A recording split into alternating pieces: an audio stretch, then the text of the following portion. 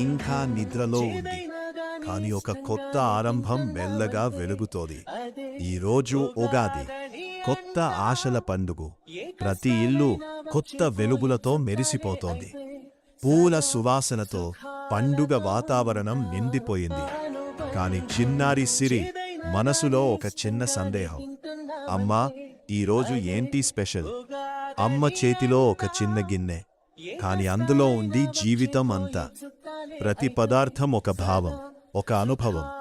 ఇది ఉగాది పచ్చడి. ఇది కేవలం వంటకం కాదు, మన జీవితం.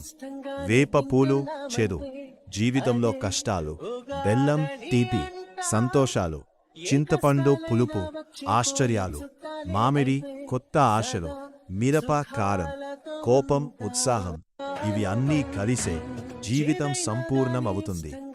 జీవితం ఒక్క రుచితో కాదు, అన్ని రుచులు కలిసే మన కథ అందంగా మారుతుంది. సంతోషం, బాధ, ఆశలు, అనుభవాలు, ఇవే మన జీవితం. ఈ ఉగాది మన జీవితములోని ప్రతి రుచిని ఆమోదించాలి.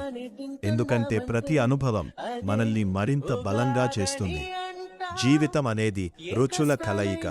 తీపి అయినా, చేదు అయినా, ప్రతి క్షణాన్ని స్వీకరించండి.